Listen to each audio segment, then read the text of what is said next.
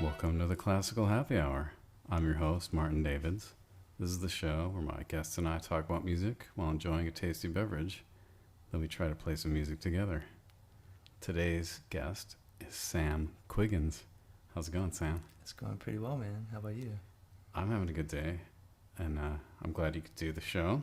Likewise. So, for my listeners that don't know you, can you tell us a little bit about what you're doing for work these days? Mm-hmm. I'm based in New York City. I guess my main label of work would be, just a freelance cellist. So I do a lot of odd end things. I have a few things that are a little bit more consistent. I play with the orchestra in DC, the American Pops Orchestra. That's more seasonal, but it's they do a lot of PBS broadcasts and recordings. So that's a little bit more consistent. And then I also play in this folk band, which is I guess kind of how we met, and that's kind of been a side of my music career I didn't really expect at first, but I do a lot of stuff where I play in bands or work with bands. But my band, the Heartstrings Project, is something that's been I've been doing for the better part of a decade now.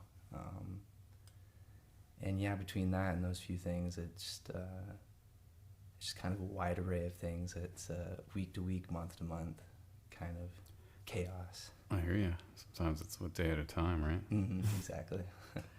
So, tell me a little bit about your education. Did you go to college? Mm-hmm. That kind of stuff. Yeah, I went to. I actually grew up in Nashville, Tennessee, and what brought me to New York was I went to Manhattan School of Music for my undergrad, and then I just kind of stuck around there. There was a lot of opportunities to work, and I've done a few tours through the theater community there, and kind of the schooling before that, I did kind of some pre-college stuff at Vanderbilt University in Nashville, which set me up well for that. But it kind of just ended at the undergrad level, and I've just kind of been hustling ever since. I mean, people got to do those jobs, man. Someone's got to play those shows. For sure. If you're sitting there in a classroom, you can't do it. That's for sure. No, I think at some point I would like to return in some capacity. I just haven't figured out what that looks like yet. Cool. So, growing up, did you want to be a musician, or was there something else you wanted to do? It definitely wasn't my choice to be a musician at first. My mother, I have two siblings, and basically when we all turned 5, it was her dream for us to each play an instrument. And so I have an older sister that plays violin, and a younger brother that used to play cello. He kind of rebelled hard enough to get out of it, but me and my sister stuck with it through schooling, and she still plays. She lives in Vermont. Sweet. The one that quit, is that the older brother? He's the younger brother. The younger brother, okay. Mm-hmm. And he kind of pivoted. He's a country music star now in Nashville, so he just kind of left cello and decided to pick up a guitar and sing and write music. And so he's still in the music world. So it's more a lateral move. Yeah, exactly. But yeah, I think at the age of 5, I definitely probably wanted to do a million other things other than sit down and play cello. But I definitely became accepting of it over the years, and especially as I was getting more talented with it, or feeling like I had more to offer to it. But yeah, it's always been an interesting kind of relationship with it. I approach a lot of musicians, or have a lot of community of people who definitely started playing or got into playing because they're passionate as a kid or as an adult or at whatever level in their life. And mine definitely started off as more of this is what you're going to do, and just kind of accepted that until it became normal, and have grappled here and there with kind of the psychology of that. But it's really just helped me kind of it's been interesting to kind of carve out what I want to do musically, I think, because it just doesn't trajectory or what I envision as my like goals don't necessarily look similar to a lot of people I think I went to school with, or that I played on a lot of gigs with. So it's been an interesting thing. That's always an interesting question for me. Yeah, I mean, it's kind of the same for me. Mm-hmm. Started when I was 4, and it wasn't a question of whether I was going to play music. It was, at least I got to pick the instrument. Yeah, there you go. Although at the time I could only think of like 3 instruments. Right. I mean, like, how are you going to discern what's cool at 4 years old? Oh my God, I had no, the reason I picked violin is because I had a friend that played violin. There you go. It's like I want to do it like him. Oh my gosh. Well, and your parents were probably like, thank goodness, not the drums or, That's funny because I could only think of 3 instruments: the violin, the piano, which my mom played, Mm-hmm. and so did my older brother, and the drums was the third one. I was like, nah. Oh man. I think I would be a drummer in another lifetime for sure. Really? Yeah, there's a drummer in me somewhere. Well, the cello, especially for like any kind of rock type stuff, you can get pretty percussive and for sure. Unpitched, Mm-hmm. almost. Right? Mm-hmm. I'm definitely interested in like chopping techniques and kind of the fiddling stuff of that, where it gets really percussive. Well, you're from Nashville, right? Yeah, I know it kind of goes hand in hand, I guess. So, like, your brother's a country music star. Does he hook you up with some gigs? He hasn't yet. I'm waiting for the call, but There's got to be at least one song that needs a little cello. you would think, but It's there's kind of tearjerker. yeah, for sure. There's got to be the ballad somewhere on there. Seriously. Yeah, and he's still got some cello chops too, so I'm hoping for a cello duo on a song, maybe. We'll see. But No, he's not as good, so I think you need to play it. just hold it down. Yeah. Okay, I'll let him know that. I'm sure he's gonna listen. We'll send him the link. Okay, for sure. Cool. So, like, what kind of music most attracted you? Once you got good enough to, like, care. That was the interesting part. I think when I hit college, I was definitely searching for things that made me feel passionate, playing. And of course, there's obviously like the road of like doing more virtuosic things to enhance your technique and to, educate yourself in that way. And I was definitely interested in that route. But there's a random gig I played with this band called Young the Giant. I don't know if you've ever heard of them, but they're just kind of a California like indie rock band. And I remember playing with them, and it was like footballs. There's like I played 3 notes on one of the songs, and I remember just being so invigorated by it. And it was confusing to me, because simultaneously I'm sitting there, racking my brain for hours on a Popper etude or something like that, and here I was like feeling really inspired to play these 3 whole notes in this song, and it just kind of dawned on me that I think I was more connecting to music that I didn't really expect to be. Like part of the thing of, I think not choosing to walk into like picking up a classical instrument is I didn't often find myself listening to classical music in my leisure time.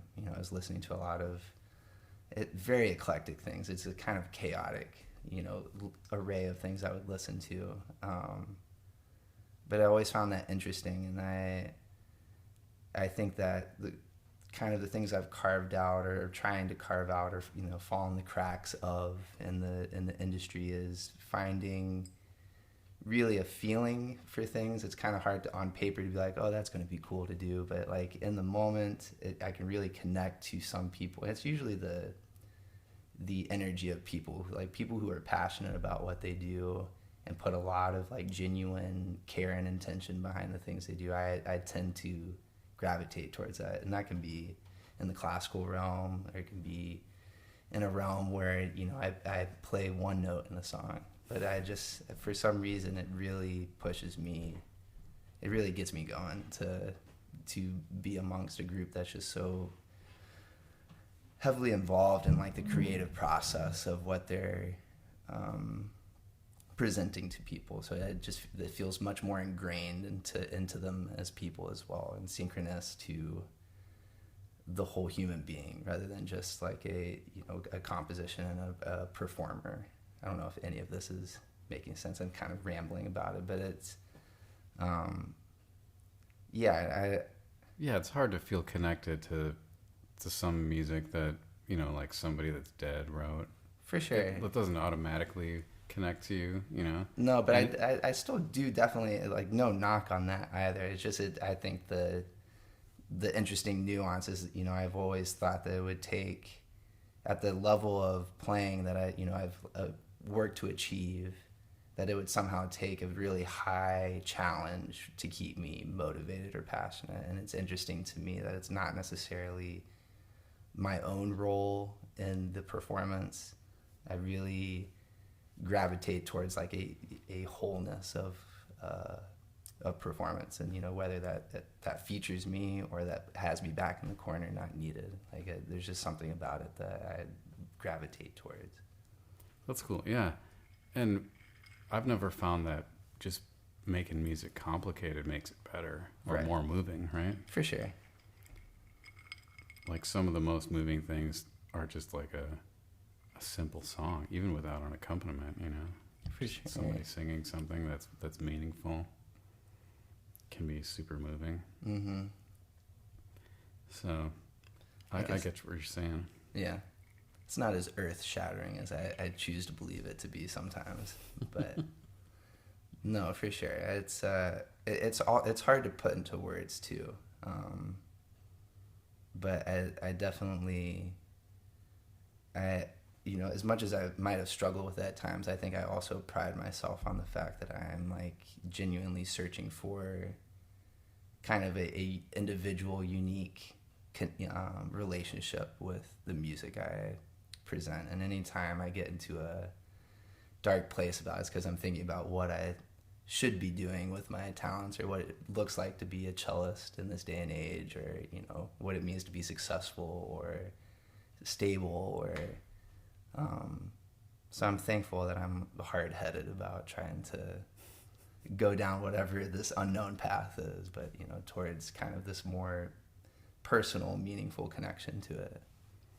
Well, I feel like you're not going to burn out either if you do that. I hope not. I hope not. I mean, if you're doing stuff that you love to do with people that you like, why would you get tired of it? Mm-hmm. I hear that. Yeah. The people I know that are burned out are just, you know, like sitting in a section. For sure. When I think it, oftentimes with not just the arts or what we do, but it's so easy to get into the flow of, again, like doing what's expected of you, or, you know, checking on, this is what you do now that you are out of school, or now that you have, you know, you have to check off the criteria of what it means. You know, there's these set things that you can do, and I think we often box ourselves into the possibilities, you know, and opportunities that we think we're supposed to do, but not necessarily. You know, there's so much more pivoting out there, I think, than a lot of people realize. And sometimes the job with the prestigious organization is like the least fun thing that you're doing that month, you know? Oh, for sure. Yeah, absolutely. And you can be just wondering, why is that? Yeah. Like, this could have been so great, and what sucked the air out of it? Yeah. No, I definitely go through those motions a lot. I think what helps me balance kind of those things is having these also projects where, you know, it's like my own passion thing, or it's not necessarily prestigious or, you know, that prominent of a thing, but it makes me feel passionate. And so if I can balance, you know, the kind of work-play relationship of, that was a great opportunity, and it, you know, maybe it didn't live up to expectation, but it also funds, or it's investing into time. The paycheck was great. Yeah, exactly. Exactly. So who really cares? Yeah. It's keeping me afloat. Yeah. You be mercenary once in a while. Yeah, for sure. Do you play any other instruments? You know, not very well, but I definitely do try. I sing a little bit in the band, which is not necessarily playing an instrument, but I definitely try to do that. I took piano for 10 years, and it's embarrassing the amount of skill I have at that instrument. But I can play a little piano, and I can play very basic guitar, but nothing close to the level I play cello at, which is probably a given, I guess. But Yeah, it's impressive when people can just grab various instruments and they're like totally comfortable on them. they like unlock the puzzle of playing the instrument in front of your eyes. It's wild to me. But I mean, it's got to take some desire. For sure. I think it's an interesting thing in hindsight, choosing to play the cello or not really choosing, but given the cello to play.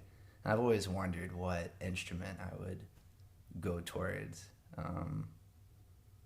I always come back to the drums for sure, but I don't know. There's passion in there to learn a few other things. I think I'm hoping with this band and some other things I do, it kind of asks me to stretch me to my limits a little bit in terms of trying to be a multi-instrumentalist. Yeah, I don't know. I dabbled in the erhu. Nice. Great choice. And then, the big change for me was going from violin to Baroque violin. Mm-hmm. That was pretty drastic, and it just completely altered the way I play on any violin. But I mean, yeah, you could always go to the dark side. That's true. I can come join you in the Baroque world, baby. Absolutely. So, like, if you didn't do music for your job, what would you want to do? I would love to be a pro basketball player. I think that Really? at the age of 5, everybody knew that was not going to happen. No, I definitely had those dreams as a kid, however practical they might have been. I think, I'm not sure exactly. Both of my parents were teachers at times, and I definitely, as glamorous as teaching is, like I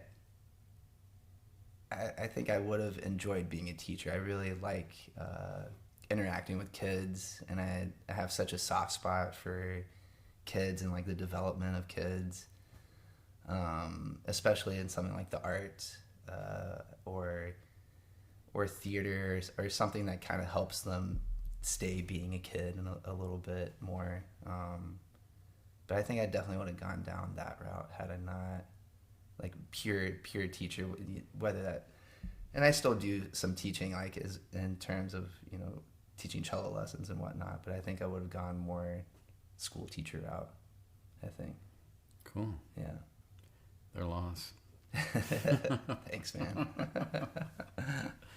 So, tell me, like, what you love about being a musician. Oh, we talk about this all the time.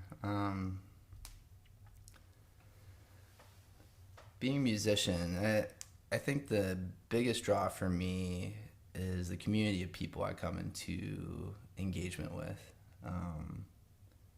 I think being an artist in general, but specifically being a musician, there's such a collaborative energy that's required of strangers at times. And that can end up with all sorts of chaotic kind of energies in a room together. But I find it kind of beautiful that so many different characters and individuals can like come together, whether it's a 100-piece choir or just 4 individuals or a duo to, for lack of a less corny term, a language of music, a universal language of kind of, being able to build connection in that way. Something about the community building aspect of it, I think, is my favorite part of being a musician. And because I especially think as I get older and as these past few years have transpired, it seems like it's kind of harder to make genuine connections with people in a lot of spaces, and I'm thankful that music kind of helps to nurture more genuine connection, I think, between people. And it really, if anything, just forces us to be in the same room working on something, a unified goal, regardless of how different or alike we are. And it's really hard to hide who you are when you pick up an instrument or sing. Yes, that's true. I mean, it's like when people have auditions, pretty much in the first couple seconds you can tell.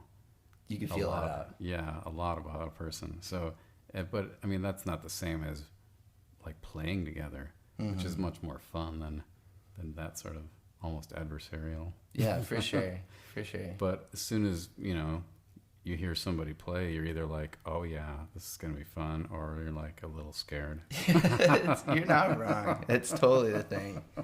You can really get so much from the first impression of it. But yeah, I think, like, even extending beyond that, I'm thankful that the community people I often engage with too, I think the artist community or musician community are some of the more mindful people in the world, if not the most mindful people. I think a lot of what we engage with is much more mindful than the, you know, like typically what exists outside the artist community, which I think is kind of a beautiful thing, and also like weirdly a responsibility for an artist to be kind of tapped into those spaces in the world or those energies in the world. And it's just refreshing to know that I take it for granted sometimes when, you know, I kind of seep outside, or I'm separate from the arts or from my instrument or from musicians. It's just something that I realize I take for granted often. And it's just that I think for the most part, artist communities, musician communities are just much more deeply thinking people, and it's a treat to be surrounded by people who think that way. Yeah, I don't run into too many people on gigs that have like a wall up, you know. I mean, occasionally, for sure, but usually they're pretty much there. I have much easier time talking to a musician than, you know, somebody random that I meet at a bar, for sure. Or if it's somebody random and they're like, oh, I play such and so, I'm like, easy, I know you're cool now. So you said you're doing a little bit of teaching, like just like private lesson kind of stuff? Yeah, I just have 2 kids right now in the city, and it's kind of fluctuated here and there. The current one, I'm just filling in for a friend. She's on a tour, and so I'm just kind of taking over a couple of her students for her. But I've definitely done it off and on. It's been hard in recent years, just kind of with my performance, like my gig schedule will make it complicated to kind of carve out the time. And I personally find that for me, it's important that if I am choosing to be a teacher, that I carve out significant time or focus towards that. I don't like to, and there are some who do this beautifully, but I'm not good at multitasking in that way, or like my schedule is so chaotic sometimes week to week that it makes me feel bad to kind of not be able to give consistency or offer consistency to a student. So I've over years have kind of shied away as I've picked up more and more performance opportunities, have shied away from taking on too much teaching. But I would definitely naturally welcome that. If that started slowing down, I would definitely fill that in with more teaching opportunities, I think. Yeah, it's really tough, especially if you do any traveling. And if people want a weekly lesson, I mean, that's really... For sure. The only people I teach these days are like the occasional grad student that wants to come over to Baroque violin, you know? And they never come every week. Right. You just got to charge more, and then they won't show up as often. There you go. Just get the one. Okay. That's a good tip, actually. Cheers to that. I've never thought of it that way before. I don't know if that's good advice or not. You know, that might be my last lesson I ever get. Speaking of advice, like, do you have any advice for people coming up in music? I would say just, if you love to do it, without going into any depth of it, there are so many stages of being a musician where you go through school or you don't go through school, and you can call it adversity, I guess, but there's just going to be a lot of times where it really feels you can get the passion taken away from you, and it's a really easy thing to happen, where you really get bogged down and focused on what you're doing. Something can really diminish the kind of spark that got you to love what you're doing in the first place. And so my advice for most people is, as you're continuing to further along in whatever career it is, I think a core to hold on to is to make sure that you're still enjoying what you're doing. And if not, do something different, whether it's within music or outside of music, but just it's not worth the turmoil to do this if you don't like it. You have to, it's important for me personally to really love what I'm doing. Otherwise it just, I know I'm kind of stating the obvious here, but it feels wrong otherwise, especially in the arts. This is not I didn't come here to make it rich. My chances of that are like winning the lottery and stuff. So it's like you really have to do this for the love of it. I feel like, not to say that you can't make it rich or anything from playing music. That's totally a thing. But yeah, good luck with that. Yeah, thanks, dude. I'll let you know how that goes. Okay, yeah. So if you don't love it, I mean, there are so many things, especially in America, so many jobs you can do, so many ways to help other people. If you're hating yourself doing music, don't do it. But a lot of us, I think, are kind of see it almost as a calling. I think so too. Like we don't know how we could possibly stop. And I feel that too. I think the nuance of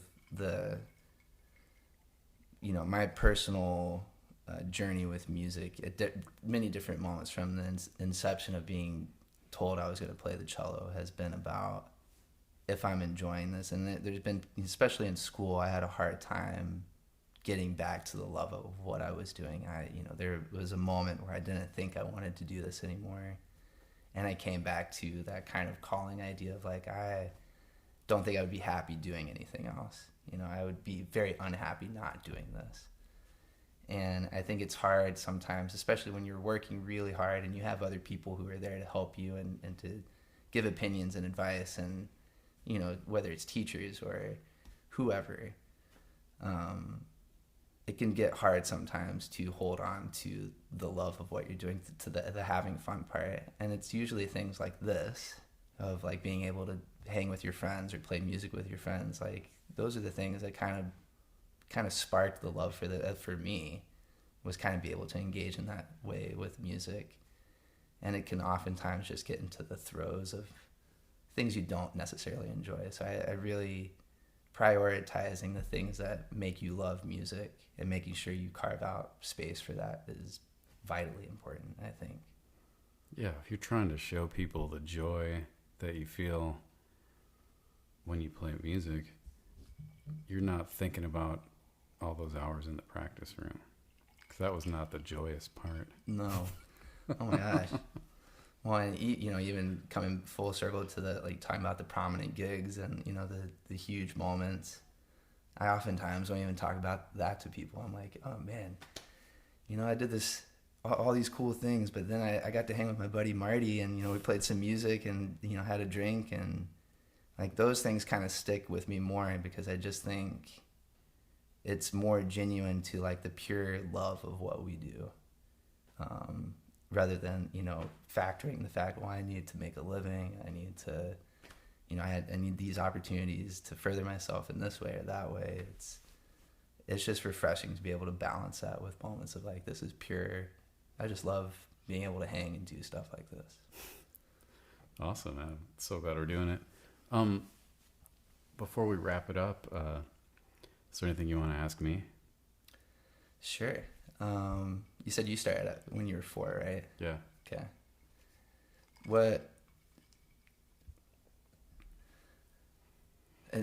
you were mentioning too for yourself that it wasn't necessarily like you at least got to pick an instrument, but it was kind of something that was it your parents kind of made you stick with? Just living in that house, so you had to play an instrument. Mm-hmm. Do you feel like there is a specific moment where it kind of the pendulum shifted and it really became you just kind of taking off with it, or was it just kind of a push that eventually got you somewhere where you're...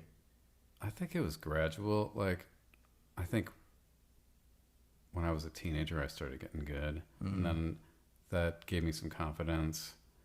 And then, I don't know, I remember like just playing in a coffee shop one time and just getting some good tips. Mm-hmm. Like one guy just slipped me a 20. And I was like, okay, this isn't so bad. Nice. My gosh, man, 20 at the coffee shop. Yeah, like one song, he just hands me a 20. I was like, okay. That's nice. I'm going to try harder. Yeah, there you go. But it's hard to, I think it was a gradual thing. Mm-hmm. I mean, I didn't, wasn't an artist as a kid, you know, it was like, I kind of hated it and fought against it and like lied about practicing and mm-hmm. Same. Yeah, no, I relate to that. Had to get bribed. Oh my gosh.